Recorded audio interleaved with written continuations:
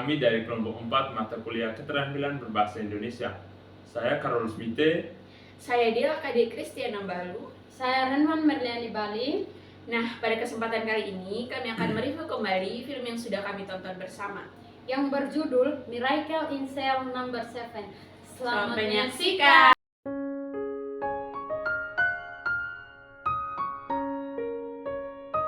Film ini merupakan remake dari film Korea yang berjudul sama.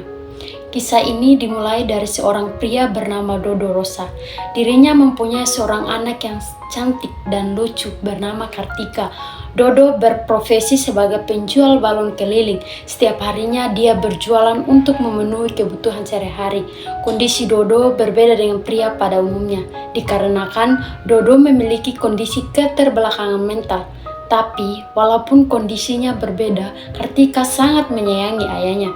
Di suatu waktu terjadi konflik yang dimana Dodo dituduh telah membunuh seorang anak kecil yang bernama Melati.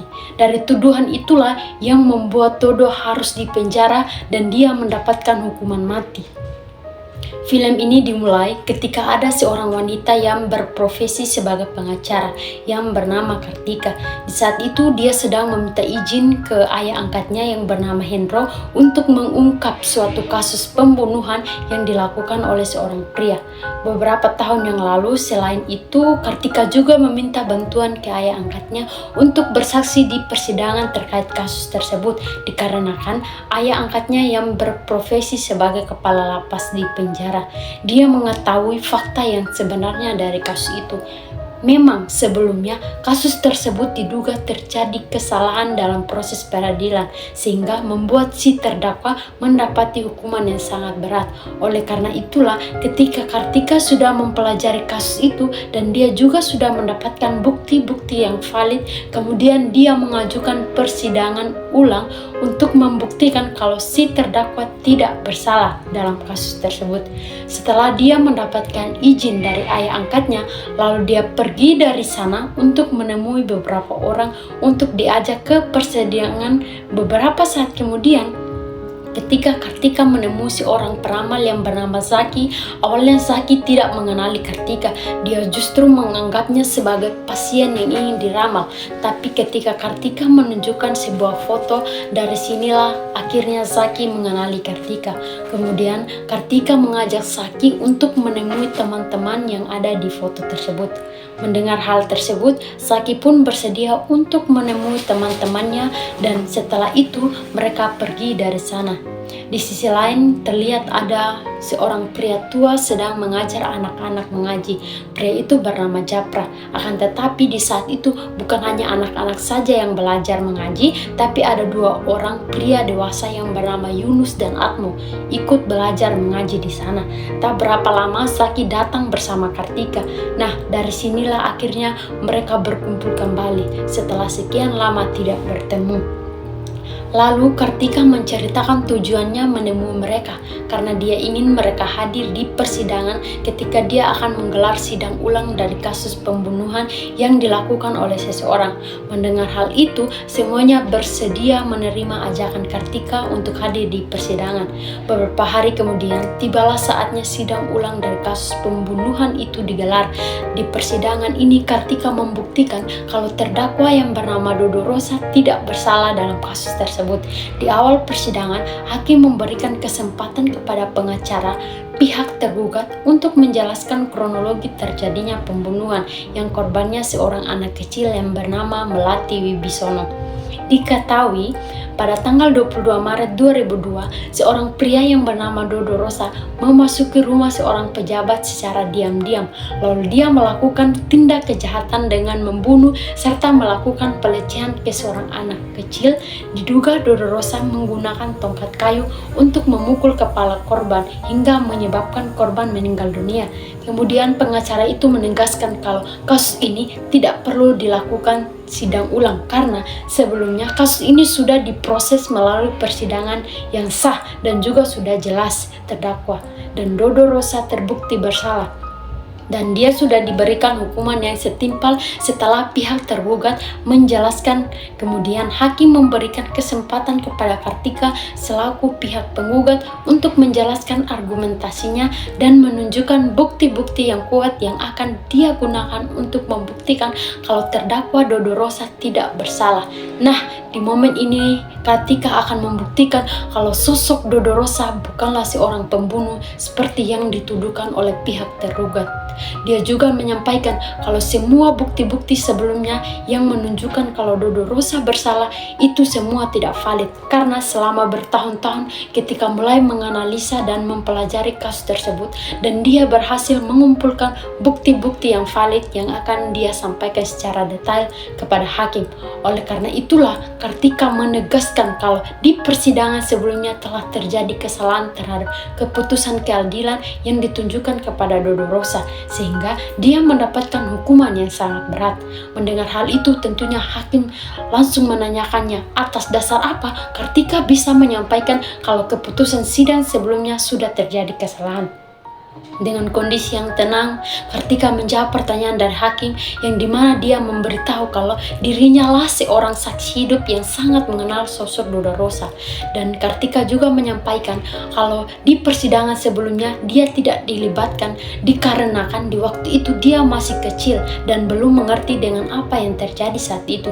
Dari penjelasan Kartika kemudian kita mengetahui kalau ternyata sosok Dodo Rosa adalah ayah kandungnya, dan dari sinilah kita terbawa ke masa lalunya Kartika. Di saat Kartika masih kecil, dia hidup berdua dengan ayahnya yang berprofesi sebagai penjual balon keliling. Terlihat di sana kondisi ayahnya berbeda dengan pria pada umumnya, karena ayahnya memiliki keterbelakangan mental. Tapi walaupun kondisi ayahnya berbeda, Kartika sangat menyayangi ayahnya. Setiap harinya ketika Kartika bersekolah, dia selalu diantar oleh ayahnya. Nah, di momen ini mereka mempunyai salam perpisahan yang unik yang menandakan kedekatan di antara mereka. Sepulang sekolah, Kartika selalu menemani ayahnya berjualan balon sebelum mereka pulang ke rumah. Hingga di suatu waktu mereka mendapatkan orderan balon di rumah seorang pejabat yang anaknya akan berulang tahun. Anak itu bernama Melati Wibisono. Diketahui ayahnya Melati bernama Willy Wibisono. Dia berprofesi sebagai ketua partai dari salah satu partai di Indonesia. Di momen ini ada beberapa orang sedang mendekorasi halaman belakang untuk perayaan ulang tahunnya Melati. Terlihat di sana ada beberapa peralatan yang masih berantakan. Di sisi lain, Dodo sedang menyiapkan balon yang sudah dipesan. Lalu setelah semua balon disiapkan, kemudian Kartika yang mengantarkan balonnya sekaligus menagih pembayarannya. Yang di saat itu tanpa disengaja Kartika melihat Melati yang sedang mengadu ke ibunya karena anjing kesayangannya menghilang, dan ternyata anjing itu keluar dari rumah. Nah, dan di saat itu Dodo mencoba untuk menangkapnya, tapi sayangnya anjing itu terus berlari ke jalanan, dan akhirnya anjing itu pun mati tertabrak oleh motor.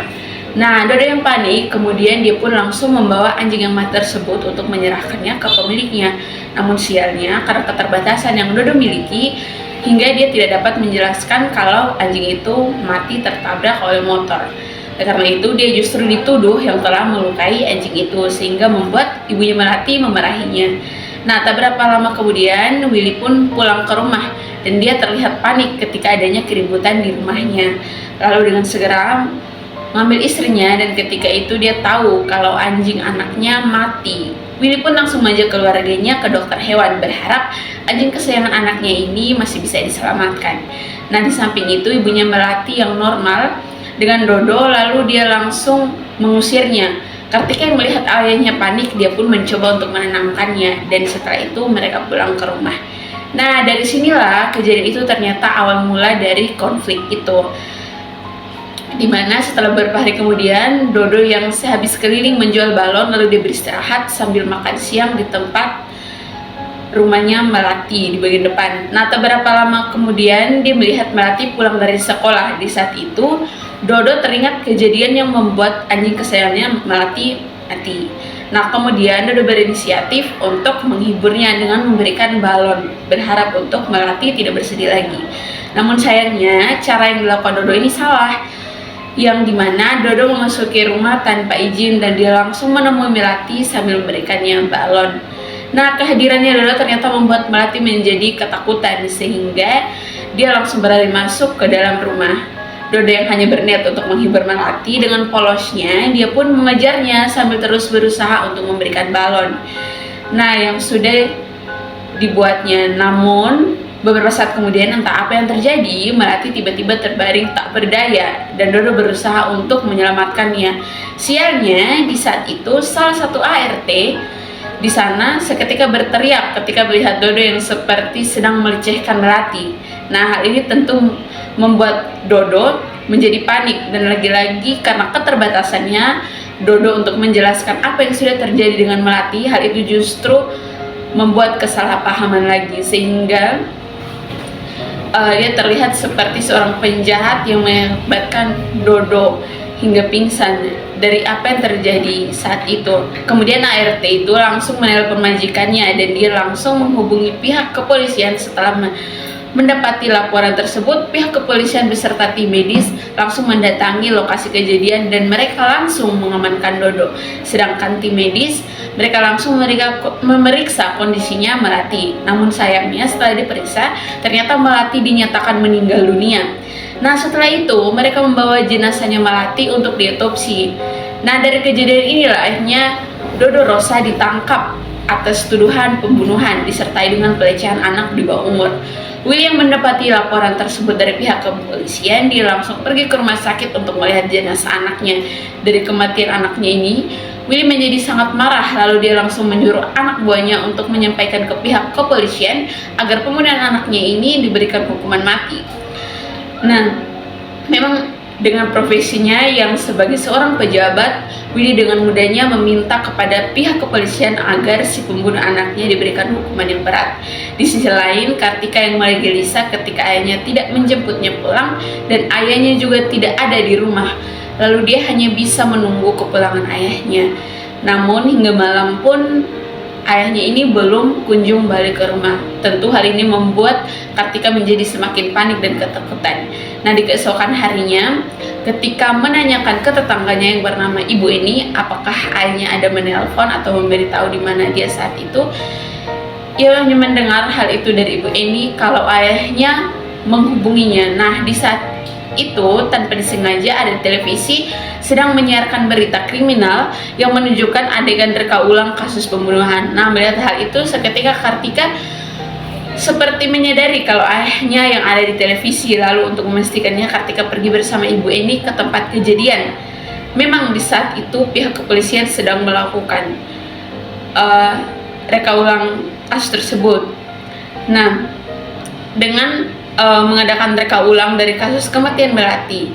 Namun sayangnya terlihat di sana banyak pihak kepolisian justru mengintimidasi si Dodo serta memaksanya untuk melakukan adegan reka ulang yang seolah-olah Dodo telah melakukan pembunuhan itu. Nah, tak berapa lama kemudian Kartika dan ibu ini datang dan di saat itu Kartika langsung menyadari kalau ayahnya lah yang sedang ditangkap polisi. Setelah Dodo dijadikan tersangka, lalu dia dimasukkan ke dalam penjara untuk mempertanggungjawabkan perbuatannya sambil menunggu keputusan pengadilan. Di sisi lain, kita melihat Hendro yang selaku kepala nafas penjara, dia menerima dokumen terkait program para tahanan yang baru masuk di saat itu. Tiba-tiba Hendro melihat berkasnya Dodo yang menunjukkan kalau dia telah melecehkan seorang anak kecil dan membunuhnya. Dan entah kenapa Hendro ini menjadi sangat marah atas perbuatannya Dodo. Kemarahan Hendro terlihat ketika dia menemui semua tahanan dan di saat itu tiba-tiba Dodo memohon untuk meminjam telepon untuk menghubungi anaknya. Lalu dengan penuh amarah tiba-tiba Hendro langsung memukulinya. Nah, setelah itu semua tahanan dimasukkan ke dalam sel masing-masing dan Dodo dia dimasukkan ke dalam sel yang bernomor urut 7. Nah, dari sinilah Dodo bertemu dengan teman-temannya. Memang sebenarnya mereka semua adalah para tahanan yang dikenal sangat kejam dan dengan kejahatannya. Mereka juga awalnya tidak ramah dengan Dodo. Namun terlihat di sana Dodo memasuki sel tersebut, dia dengan polosnya memperkenalkan dirinya dan setelah itu Dodo tidak mengerti di sel penghuni nomor 7 ini berisi para penjahat yang kejam dan pemimpin di sel itu. Ia bernama Japra, dia seorang tahanan yang disegani bahkan ditakuti oleh para tahanan yang di sana. Nah, ketika Asro mengambil dokumen yang ada di tangannya Dodo, dia membacakan kejahatannya yang sudah dilakukan, yang dimana Dodo sudah melecehkan anak kecil dan membunuhnya. Tentu saja hal ini membuat semua orang yang ada di saat itu pun menjadi marah, dan Dodo akan seakan-akan ingin dipukuli oleh Japra. Tapi ketika Asro membacakan tuntutan hukumnya yang dituntut dengan hukuman mati, dari sinilah ketika semua tahanan menjadi iba kepada Dodo. Di suatu waktu, ketika semua tahanan dibesuk oleh keluarganya, di saat itu ada seorang napi yang bernama Okto. Dia dijenguk oleh anak buahnya. Nah, di saat itulah anak buahnya melakukan ke wilayah kekuasaan mereka, diganggu oleh gengnya Japra. Diketahui kalau Okto seorang preman yang memegang beberapa wilayah, dan dia selalu meminta bayaran keamanan ke para pedagang yang ada di wilayahnya. Tapi semenjak dia berada di penjara, gengnya Japra mulai mengusik wilayahnya Okto, sehingga setoran yang didapat menjadi kurang. Oleh karena itulah Okto menjadi dendam ke Japra dan dia berniat untuk menghabisinya. Lalu ketika jam makan siang, Okto siap untuk menyerang Japra. Tapi di saat itu, tanpa disengaja, Dodo melihat Japra memegang senjata dan dia menyadari kalau Okto akan menyerang Japra. Kemudian ketika waktu Okto mulai menyerang, tiba-tiba Dodo mulai berlari ke arah Japra untuk melindunginya, sehingga dua-dua justru yang terkena tusukan. Setelah itu terjadilah perkelahian antara geng di dalam tahanan. Dari kejadian itu membuat Dodo mendapat perawatan karena tusukan yang ada di pinggangnya. Tapi dari kejadian ini juga yang membuat Dodo dianggap sebagai saudara oleh Japra, karena merasa Dodo sudah menyelamatkan nyawanya. Untuk membalas kebaikan Dodo, Japra lalu menawarkan permintaan apa saja yang nantinya pasti akan dikabulkan. Namun karena di pikiran Dodo hanyalah Kartika, kemudian dengan polosnya meminta Japra untuk membawa anaknya ke dalam sel. Mendengar hal itu tentunya membuat Japra kebingungan, tapi demi untuk membalas kebaikan Dodo, dia pun berjanji akan membawa Kartika ke dalam sel. Kemudian Japra langsung bergerak memerintahkan anak buahnya yang ada di dalam dan di luar untuk mencari informasi keberadaan Kartika. Setelah itu, Japra mulai membuat rencana agar Kartika bisa datang ke dalam sel dengan cara dia mengajukan permohonan ke kepala lapas untuk membuat acara keagamaan kasih dan anak yang dibawakan oleh anak-anak dengan alasan untuk mengobati rasa kangen mereka terhadap anak-anaknya. Untungnya permohonan itu diterima, dan beberapa hari kemudian pihak penjara mengadakan acara keagamaan di aula dengan mengundang para santrinya. Nah, dari sinilah nantinya Dodo akan bertemu dengan anaknya. Di saat itu, Japra menyuruh Atmo untuk menculik Kartika ketika acara sedang berjalan. Setelah berhasil menculik Kartika, lalu dengan sangat hati-hati Atmo membawa Kartika ke dalam sel. Sesampainya di dalam sel, akhirnya Dodo kembali bertemu dengan Kartika. Dari pertemuan Dodo dengan anaknya ternyata membuat Zaki menjadi iri. Dia pun berniat akan memberitahukan ke penjaga kalau ada anak kecil yang diselundupkan ke dalam sel. Tapi untungnya hal itu tidak jadi dilakukan setelah melihat Kartika memohon ke dirinya untuk tidak diberitahu ke penjara. Beberapa saat kemudian terjadi kepanikan karena acara keagamaan itu berlangsung lebih cepat dari waktu yang ditentukan, dikarenakan ustadz yang memberikan ceramah mengalami serangan jantung. Atmo yang mendapati informasi ini, sontak saja dia langsung bergegas kembali ke dalam sel dan akan membawa kembali Kartika ke para rombongan para santri Tapi sialnya, ketika Atmos kembali ke aula, ternyata rombongan para santri sudah pulang. Sehingga akhirnya ketika nginap di penjara, hal ini tentunya membuat Jafra menjadi panik karena jika ketika ketahuan petugas, maka Jafra lah yang akan mendapatkan hukuman dari petugas. Keesokan harinya, Asrul yang menguasai komputer, dia diminta tolong untuk memperbaiki laptopnya. Kepala lapas. Nah, di saat itulah Azro melihat fotonya Hendro dengan anaknya. Lalu ia menanyakan ke petugas terkait anaknya Hendro. Diketahui ternyata anaknya Hendro sudah meninggal dikarenakan sakit, dan setelah anaknya meninggal, hubungan Hendro dengan istrinya tercinta menjadi tidak baik. Setelah memperbaiki laptop Pak Hendro, kemudian Azrul diantarnya kembali ke dalam sel. Tapi sebelum itu petugas memberitahu kalau nanti akan diadakan kembali acara keagamaan.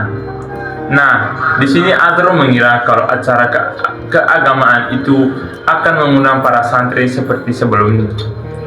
Kemudian informasi tersebut langsung disampaikan ke Jafra, dan mereka pun langsung mengatur strategi untuk mengeluarkan Kartika dengan cara mengembalikannya ke para santri di acara keagamaan yang akan terjadi. Ketika acara keagamaan itu dimulai, ternyata acara tersebut bukan acara kasih dan anak-anak, melainkan acara keagamaan Buddha. Hal ini tentunya membuat Jafra dan lainnya menjadi kesal ke Azro. Dan Dodo pun senang karena Kartika tinggal dan menginap di penjara. Kehadiran Kartika di penjara akhirnya diketahui oleh Hendro ketika dia melihat keanehan dari foto-foto sewaktu acara keagamaan sebelumnya.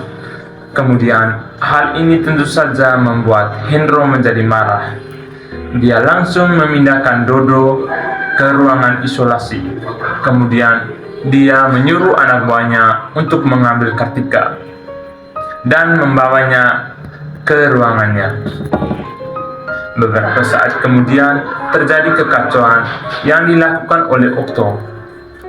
Dia didengar sengaja membakar ruangan sel. Aksinya ini dia lakukan sebagai bentuk pemberontakan karena dia mengira kepala lapas mengizinkan Dodo membawa anaknya ke dalam sel, sedangkan dia dilarang untuk menemui orang tuanya.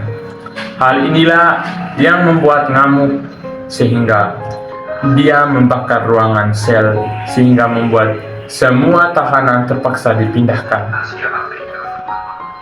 ke ruangan lain. Dan beberapa lama Hendro mencoba untuk menangkap Okto, tapi sayangnya di saat itu justru Okto menghajar Hendro hingga dia terjatuh, dan Okto menjatuhkan lemari tepat di badannya Hendro. Setelah itu Okto pergi dari sana. Di sisi lain, Dodo yang dikeluarkan dari ruangan isolasi tanpa disengaja, dia melihat Hendro yang terjebak di ruangan yang terbakar, kemudian dengan polosnya dan mengorbankan dirinya untuk masuk dan menyelamatkannya.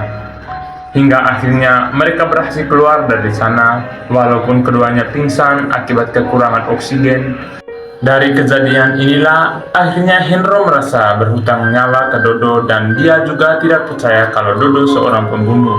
Setelah dia melihat sikap dan perilaku Dodo selama di penjara, kemudian Hendro mulai mempelajari dan memiliki keberanian dari kasusnya Dodo. Lalu Hendro mengajukan banding ke pengadilan agar Dodo diberi kesempatan untuk membuktikan kalau dia tidak bersalah. Kebaikan Hendro untuk Dodo tak sampai di situ saja. Hendro yang melihat kalau Dodo sangat menyayangi anaknya, lalu dia mengajak Kartika untuk tinggal bersamanya, dan Hendro juga membawa Kartika ke dalam sel untuk bertemu dengan Dodo. Pengajuan dan ini yang dilakukan Hendro ke pengadilan ternyata diterima. Informasi tersebut disampaikan oleh asisten Hendro ke Jafra. Nah, dari sinilah kemudian Jafra mengajak teman-temannya untuk membantu Dodo. mengilustrasikan kejadian yang membuat Melati tewas. Di keesokan harinya, Astro mulai bergerak mencari data-data dari kasus Dodo ketika dia diminta untuk memperbaiki komputer di ruangan penjaga lapas. Setelah mendapat data-datanya, kemudian mereka mulai mengilustrasikan kejadian di saat Melati tewas. Terlihat di sana ketika Dodo menemui Melati sambil membawa balon. Melati yang kaget dan takut melihat Dodo di sana. Kemudian dia masuk ke dalam rumah sambil berlari. Tapi di saat itu dia berteriak ketika kakinya tersandung tali yang ada di lantai sehingga membuat kepalanya terbentur meja dan dia terjatuh ke dalam kolam dengan keadaan tak sadarkan diri. Lalu Dodo yang mendapati teriakan itu, lalu dia masuk ke dalam kolam dan melihat Melati sudah tak berdaya di dalam kolam. Kemudian Dodo mengambil tongkat kayu untuk menarik Melati, tapi dia tidak berhasil menarik Melati sehingga dia masuk ke dalam kolam dan membawa Melati keluar dari kolam. Setelah itu, Dodo dengan polosnya membuka baju Melati agar Melati tidak masuk angin dikarenakan baju yang basah. Nah, dari sinilah tiba-tiba AET atau asisten rumah tangga di rumah itu melihat Dodo dan mengira kalau Dodo lah yang sudah membunuh dan melecehkan Melati. Setelah keberadaan terungkap, semua napi memberi dukungan ke Dodo agar dia bisa dibebaskan, dan di saat itu Hendro memperhatikan dari kejauhan. Dia semakin yakin kalau Dodo tidak bersalah. Tapi sayangnya pengajuan banding yang dilakukan itu membuat dirinya mendapat tekanan dari Willy Wibisono selaku ayahnya Melati. Sambil mengancam Hendro, Willy meminta agar Hendro mencabut pengajuan bandingnya. Namun Hendro tidak takut. Ancaman dari Willy, dia tetap akan memperjuangkan kebenaran dari kasus Dodo. Ancaman dan tekanan dari pihak keluarga Melati tak hanya Hendro yang merasakan, bahkan Dodo juga mendapatkannya dari pengajaran sendiri. Memang ketika Willy gagal mengancam Hendro, kemudian dia menjawab pengacara duduk, dan pengacara itu menyampaikan ke Dodo jika anaknya ingin selamat, maka dia harus mengakui perbuatan Dodo. Yang mendapati ancaman itu tentu saja membuatnya menjadi takut, dan ketakutan dia semakin menjadi ketika dia menunggu jadwal sidang untuk banding dari kasusnya. Di saat itu Willy datang dan memberi ancaman ke dirinya hingga akhirnya terpaksa mengaku perbuatan yang tidak pernah dia lakukan, dan dari pengakuannya itulah akhirnya keputusan sidang menetapkan kalau Dodo mendapatkan hukuman mati. Kecewa, sedih, marah, itu yang dirasakan oleh teman-teman Dodo. Setelah mereka mengajarkan Dodo untuk menceritakan kejadian sebenarnya yang membuatnya dipenjara, tapi ketika sidang justru Dodo malah mengakui kalau dirinya lah yang telah membunuhnya. Memang semua orang tidak ada yang tahu kalau Dodo sudah mendapatkan ancaman dari Willy, tapi terlepas dari ini, semua teman-teman Dodo bergerak untuk membantu Dodo keluar dari penjara. Setelah mereka mendapatkan informasi kalau Dodo akan segera mengalami hukuman eksekusi mati, Japra selaku pimpinan di sel nomor 7 bekerja sama dengan Okto untuk membantu Dodo keluar dari penjara dengan cara membuat balon udara yang akan digunakan Dodo keluar dari penjara. Hingga dia di suatu waktu ketika lapas mengadakan acara keagamaan, di momen inilah mereka sudah menyiapkan balon udara untuk Dodo kabur dari penjara. Di saat itu mereka juga mengajak Kartika untuk ikut bersama Dodo terbang keluar dari penjara. Tapi sayangnya ketika Dodo sudah mulai terbang, suasana penjara dibuat heboh sehingga petugas keamanan bersiap akan menembak Dodo. Hal itu dicegah oleh Hendro. Akan tapi yang ada di balon udara itu tersangkut sehingga membuat Dodo dan Kartika hanya diam di tempat, dan tak berapa lama petugas menurunkan balon udara itu dan usaha untuk kabur dari penjara menjadi gagal. Beberapa hari kemudian tibalah waktunya untuk Dodo dipindahkan karena dia akan segera dieksekusi mati. Ketika suasana di dalam penjara menjadi harum, semua teman-temannya memeluk Dodo untuk terakhir kalinya. Sebagai tanda perpisahan, setelah itu dibawa keluar dan ditemani Kartika hingga ketika dia sudah berada di pintu keluar. Disinilah tempat perpisahan untuk selama-lamanya antara Kartika dengan ayahnya Dodo. Kartika yang belum mengerti kalau ayahnya akan pergi untuk selama-lamanya, dia hanya bisa memberi semangat untuk ayahnya. Namun pada akhirnya perpisahan itu membuat semua orang yang menjadi sedih ketika melihatnya. Dan setelah itu Dodo menjalani eksekusi mati atas kesalahan yang tidak pernah dia buat. Dari kejadian inilah yang membuat Kartika diasuh oleh Hendro hingga dia menjadi orang pengacara, dan Kartika mulai mempelajari kasus ayahnya, dan sekarang dia menjadi saksi hidup atas kesalahan dari keputusan hukuman yang diberikan ke ayahnya. Di persidangan ini juga Hendro menjadi saksi untuk membuktikan kalau Dodo Rosa tidak bersalah. Setelah semua disampaikan oleh Kartika dan bukti-bukti pun yang sangat kuat untuk menunjukkan kalau Dodo Rosa tidak bersalah, sehingga hakim memberikan keputusan kepada Dodo Rosa dinyatakan tidak bersalah. Keputusan tersebut tentunya membuat Kartika menjadi sangat senang. Walaupun saat ini ayahnya sudah meninggal, tapi dia bisa membersihkan nama baik dan membuktikan ayahnya tidak bersalah. Pesan moral dari film ini adalah cinta orang tua sepanjang masa. Dodo, sang ayah yang penuh keterbatasan, berusaha sebisa mungkin membahagiakan putri kecilnya yaitu Kartika. Besarnya kasih sayang orang tua membuat Dodo rela mengakui tuduhan palsu sampai mengorbankan nyawanya demi keselamatan sang anak. Pengorbanan Dodo ialah bukti dari tulusnya cinta orang tua yang tidak dapat terhitung sampai kapanpun. Yang kedua, jangan terlalu cepat menilai orang lain. Ketika narapidana justru saling menebar kebahagiaan dengan tujuan membebaskan Dodo, para narapidana kompak bahu-membahu sampai ke depan pengadilan sekalipun memiliki masa yang kelam. Narapidana tetaplah manusia yang memiliki hati nurani dan sisi baik. Oleh karena itu, jangan langsung menilai rendah orang lain. Seburuk apapun kondisinya, sesulit apapun itu, jangan mudah menyerah.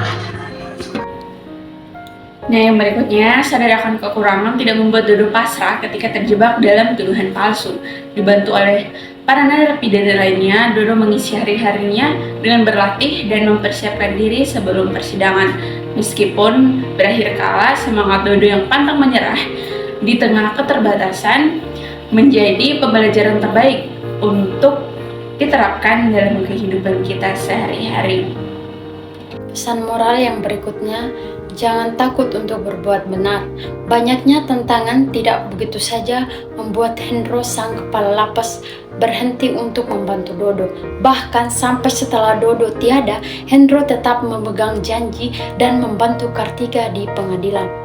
Dan yang terakhir, belajar dari Hendro bahwa jangan takut untuk membela yang benar dan mengedepankan rasa kemanusiaan terhadap siapapun. Lalu, berbakti kepada orang tua. Bagaimanapun kondisi orang tua sebagai anak sejatinya harus berbakti sepenuh hati seperti yang dilakukan Kartika kepada ayahnya. Meskipun besar tanpa sosok ibu, ditambah keadaan ayahnya yang kurang sempurna, Kartika tidak pernah merasa malu dan tumbuh menjadi gadis pemberani yang membelah ayahnya sampai kapanpun. Sekian review film dari kami, semoga bermanfaat. Terima kasih.